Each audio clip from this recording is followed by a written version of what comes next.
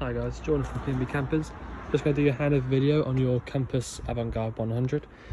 So starting with the bonnet, we've got the engine battery on the left hand side, so that's where you jump start from if you ever needed to. Power steering fluid here at the front.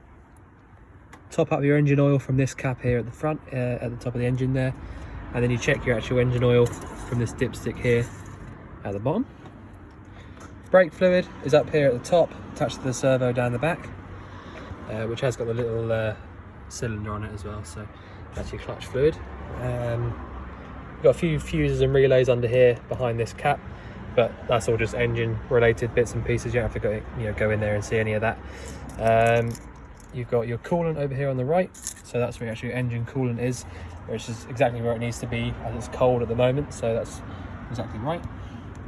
Air filter sits underneath this box here, and then your washer fluid is over under this little cap in the corner.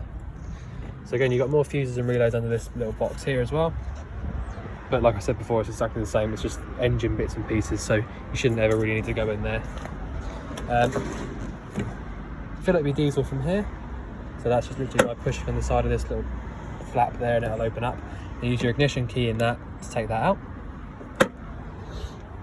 Carry on now. So not really much to show you on the passenger side of these cabs, to be honest, because everything's sort of controlled by the middle, which I'll show you in a minute. So that's that bit. Not really much to show in there. Gas locker. You got space for 2 of these 6 kilo propane bottles in here. Your actual pipe is dated January 2017, so you got till January 2022 for that. Your actual regulator sits on the bottle up there, and to turn the bottle on is anti-clockwise round to the left, like that, and obviously to turn it off is clockwise round to the right. But I'll leave that on for a minute because I've got the fridge on just to show you. Your hookup just goes in there, so if you're on a campsite or at home, hookup goes in there, and you can actually close these lockers up onto that, so you can close it up whilst the hookup's still plugged in and lock the locker if you want to. Main reason being that your leisure battery is in here as well, so if you ever wanted to get to that, that's where it is. Fridge vents are just here, so if you've got the fridge on gas, you can feel the heat coming out through this top vent here, which is basically the fridge's exhaust. So if I put my hand there, I can feel lots of hot air coming out through the top. So that's another way of just double checking that it's definitely lit. Your D-bar just here, so you can pull this little lever down and then close it over if you want to. That will lock up in place, and then to get it back over, you just pull the button down and then leave it over like that, so you can have it in the middle to help you get in, or over to the right hand side. And it also locks up using one of the keys on the key ring there. I'll just point out whilst I'm here as well, just in case I forget, that this little button down here is an isolator for everything in the van, so everything 12 volt. If you turn that into the pushed it up, everything inside the van, all your lights and everything like that will just turn off. It's an actual isolator for the battery, so if you weren't going to use the van for a little while, I might suggest to push that button so it's upright, so that you don't have to worry about anything being drained out. Toilet cassette lockers at the back. You've got a separate flush on this one, so you have to actually fill up your flush fluid. You've got plenty of fluid in there at the moment, but when you come to filling it back up, you have to make a mix pre-made of the pink fluid and water, and then just fill it up until it's about sort of there, or between there and about halfway is fine. But that goes in there.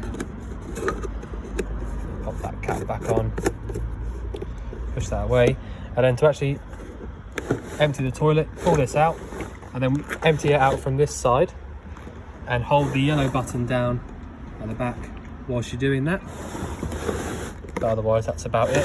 Push it all the way back in until you get a clip like that, and then that's it. That's your toilet system. This bit here is your boiler vent, so if you have your heating or your hot water on, that's where you get to that. Just having a look underneath for anything. Nothing on this side. So yeah, if you had your hot water on, you'd feel hot air coming out from either side of that.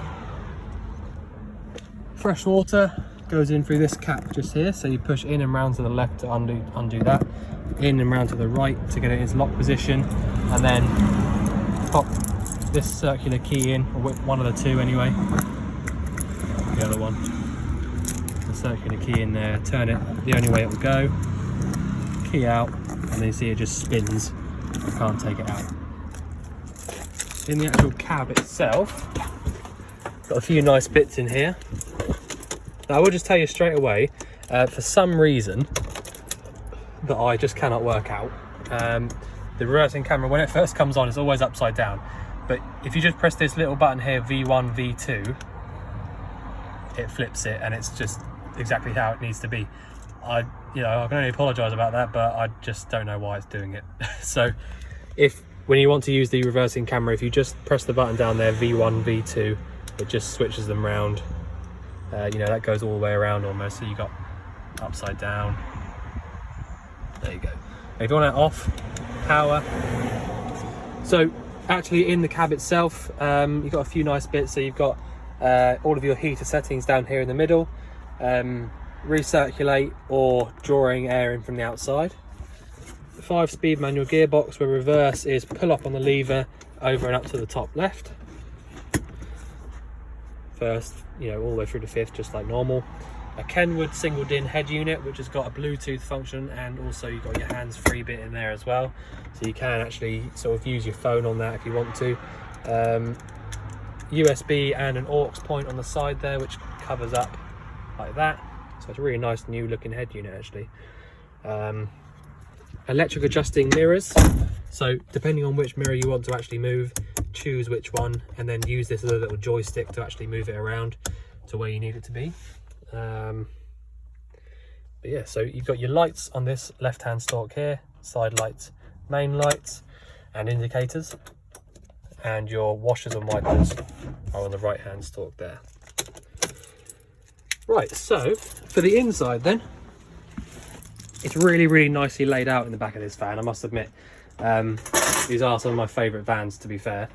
So at the back here we've got your grille and 3-burner hob, which you will need a little a lighter, a long reach lighter or something like that to actually light these up. But really nicely laid out. You've got grille, top left, bottom left, top right.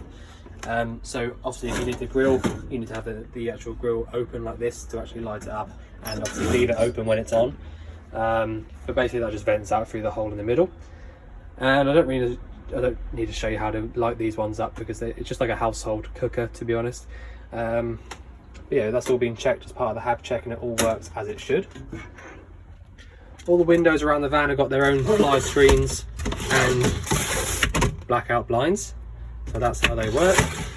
So if you just see there, when I pull it down, if I just lifted it, let it go straight back up, it wouldn't do anything. So you need to go straight down and then just sort of push back a little bit, and that's how it stays in. Pull down, pull back a little bit, that's how it comes up. So that's how that, the actual blinds and all that sort of thing work. Nearly all of your lights around the van have got their own little switches on them, so you can go around and sort of make it your own lights wise, and choose which ones you do and you don't want on. Space heater is really easy. You've got a piezo igniter, so this is your actual ignition for the fire. It's a bit noisy, that's just how they are. They all, they're all of these piezo ignitions ones are the same. So all you need to do, if you want to light this thing up, is turn this around to sort of 1 or 2, push it down and push this button down at the same time. So, can I see it in there?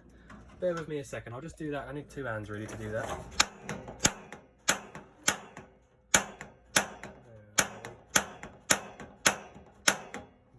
See it whilst I'm doing it on video, to be honest, but basically that's what you need to do. So I have had this on already, it's already hot, but if you turn this around to sort of 1, 2 or 3, push it down whilst pressing the piezo igniter down, it will light up and you'll be able to see it through this little hole.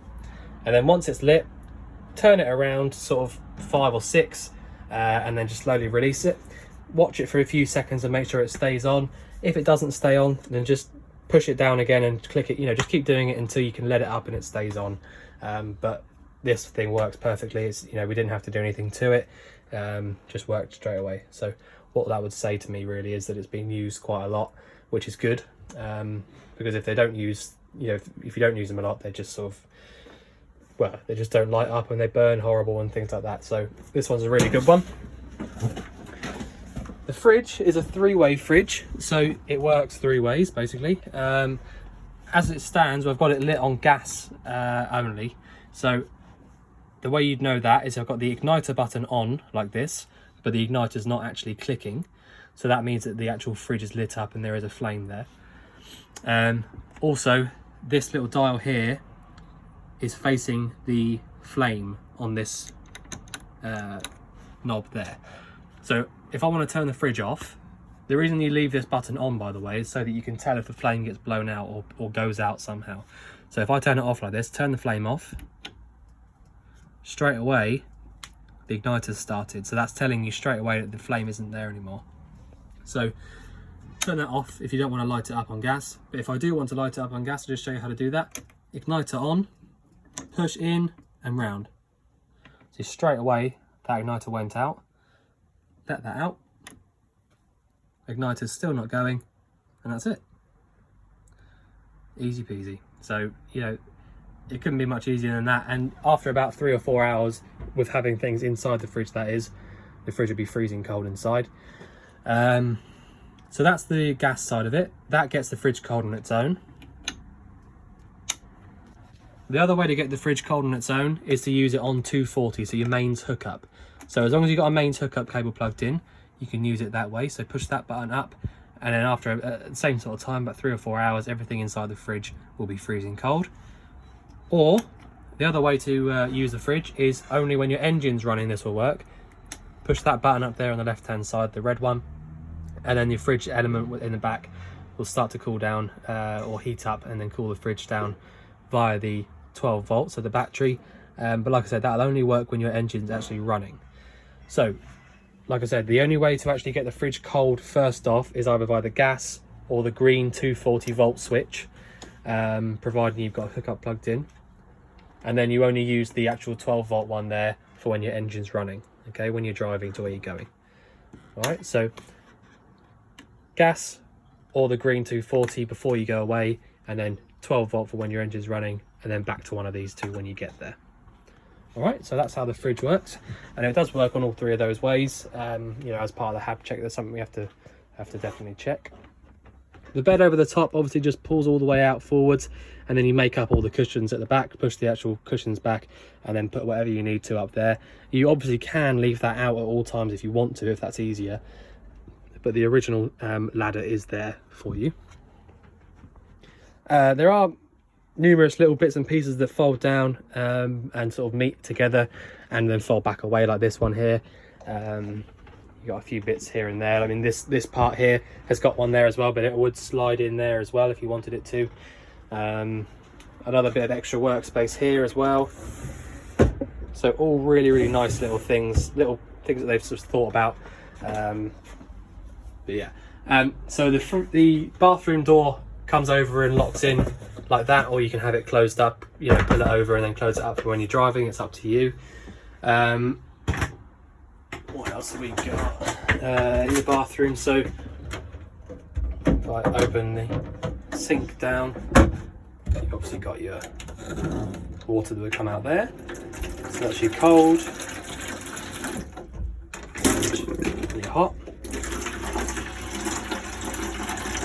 So that little bit of air that you saw just there is quite normal, but that's the reason why when you come into the van, the first thing you want to do is come to the sink. Well, actually, okay, so I've done this in a bit of a funny sort of way, but the first thing you want to do is come into the van and come to your little control panel that you've got here, and then come up here and just choose aux, so that's your auxiliary or your leisure battery.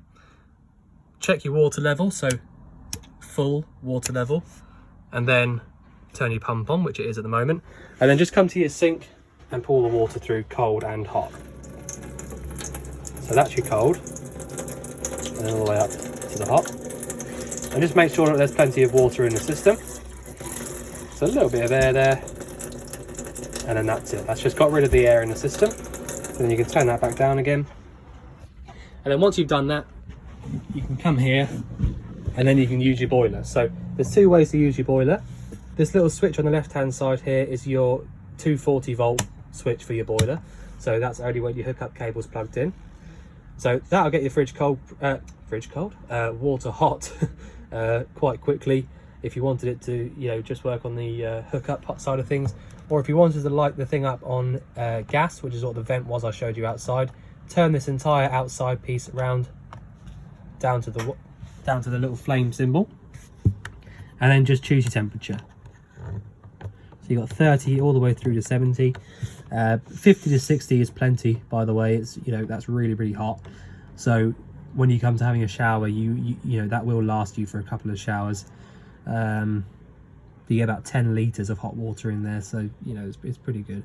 And when it gets to that temperature that you set it at, it will turn itself off. So yeah, so that's how you use the boiler, and then turn it off just like that. So yeah, the boiler bits are down there, which is why I like these vans, because they lay it out quite simply. All the boiler stuff's there, all the fridge stuff's here. You know, it's just nice and easy to sort of remember. A few lights up the top there, 240-volt socket, and your aerial point with a 12-volt socket as well. So really what they've said there is that you can have that